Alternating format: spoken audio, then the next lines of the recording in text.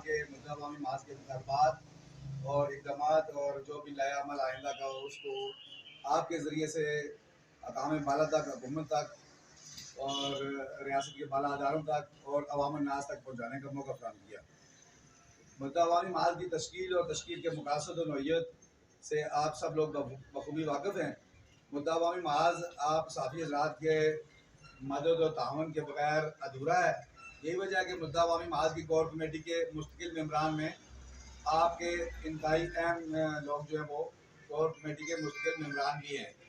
ہم آپ کو مبارکباد پیش کرنا چاہتے ہیں۔ آپ نے روز اول سے گڑھی دوپٹہ کے مسائل کو اجاگر کرنے میں انتہائی اہم کردار ادا کیا ہے اور آئندہ بھی ہم آپ سے اس سے بھی بڑھ کر کردار ادا کرنے کی امید رکھتے ہیں، توقع رکھتے ہیں۔ سب سے پہلے تو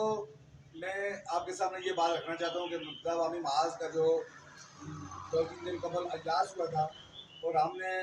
آپ سے اسی اجلاس کے اندر ہم نے یہ فیصلہ کیا تھا کہ ایک پریس کانفرنس کے ذریعے سے ہم اپنے فیصلے جو ہیں وہ ڈسکلوز کریں گے۔ تو آج اسی تسلسل میں ہم آپ کے سامنے حاضر ہوئے ہیں۔ اس دن بھی آپ کے سامنے گفتگو ہوئی، میٹنگ میں بھی آپ لوگ موجود تھے، کچھ فیصلہ جات کیے تھے مدعا عوامی محاذ کی کور کمیٹی نے اپنے اجلاس میں، جو کہ بھرپور اجلاس تھا، اور ان فیصلوں کے حوالے سے میں آپ کے سامنے اپنی بات جو رکھنا چاہتا ہوں۔ سب سے پہلے تو مدعا عوامی محاذ کے جو پلیٹ فارم ہے اس نے فلسطین کے اندر جو مظلوم فلسطینیوں کے ساتھ، خواتین کے ساتھ، بچوں کے ساتھ، بے گناہ عوام الناس کے ساتھ جو ظلم و ستم جو ہے وہ جو دہشت گرد ریاست ہے اسرائیل اس کی طرف سے رواج رکھا جا رہا ہے، اس کی ہم شدید الفاظ میں مذمت کرتے ہیں اور ہمارا بس نہیں ہے، میں اپنے جذبات کا اظہار نہیں کر سکتا کہ جس طرح کی ویڈیوز جو ہے وائرل ہو رہی ہیں، جس طرح خواتین کے ساتھ ظلم و ستم ہو رہا ہے، جس طرح بچوں کو کا قتل و خون کیا جا رہا ہے، ان کے چیتلے اڑائے جا رہے ہیں، اس کی مثال پوری دنیا میں کہیں بھی نہیں ملتی۔ ہم جتنی بھی مذمت کریں یہ کم ہے۔ میں اس حوالے سے حکومت پاکستان سے، ریاست پاکستان سے، مدعا عوامی محاذ مظفر آباد گڑھی دوپٹہ کی طرف سے یہ مطالبہ کرتا ہوں کہ ریاستی سطح پر فلسطینی عوام الناس، فلسطینی مظلوموں کی حمایت کے لیے اقدامات اٹھائے جائیں اور بلا خوف و خطر امریکہ جو ہے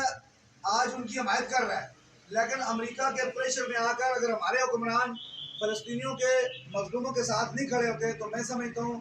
کہ نہ تو یہ انسانیت ہے، نہ یہ مسلمانی ہے، اور نہ ہی یہ کردار کسی ریاست کا ہو سکتا ہے۔ ہم ہر حوالے سے انسانی بنیادوں پہ سوچیں تو جو فلسطینی عوام ہے وہ ایک مظلوم ہے، کھلی جیل کے اندر قید ہیں، اور جب روزانہ ان کے ساتھ ظلم و ستم کیا جائے گا، روزانہ ان کے بچے مارے جائیں گے، ان کی خواتین کی عصمت دریاں ہوں گی، ان کے نوجوانوں کو قتل کیا جائے گا، ان کو جیلوں کے اندر بند کیا جائے گا، ان کا محاصرہ کر کے رکھا جائے گا،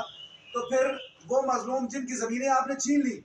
کیا وہ ریئیکٹ نہیں کر سکیں گے؟ کیا بین الاقوامی قوانین اس بات کی ان کو اجازت نہیں دیتے کہ جن کی زمین چھین لی جائے وہ اگر اپنی زمین واپس حاصل کرنے کے لیے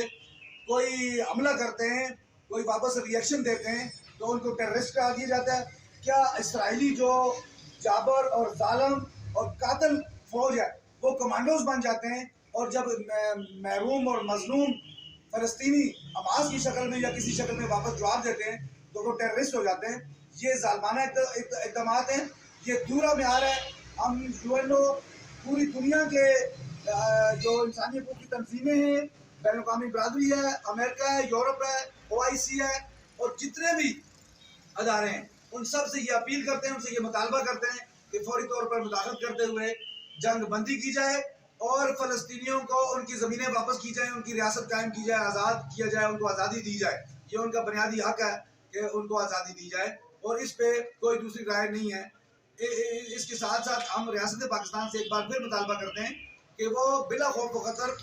پوری مکمل طور پہ ان کے ساتھ کھڑے ہو جائیں، ان کی مدد تعاون کریں، ان کی لاجسٹک سپورٹ کریں، کھانے پینے کا سامان ہو، ادویات ہوں، دیگر جس طرح سے بھی ان کی سپورٹ کی جا سکتی ہے ان کی سپورٹ کی جانی چاہیے، یہ ہمارا فریضہ ہے۔ اور اس کے بعد ہم آتے ہیں مدعا عوامی محاذ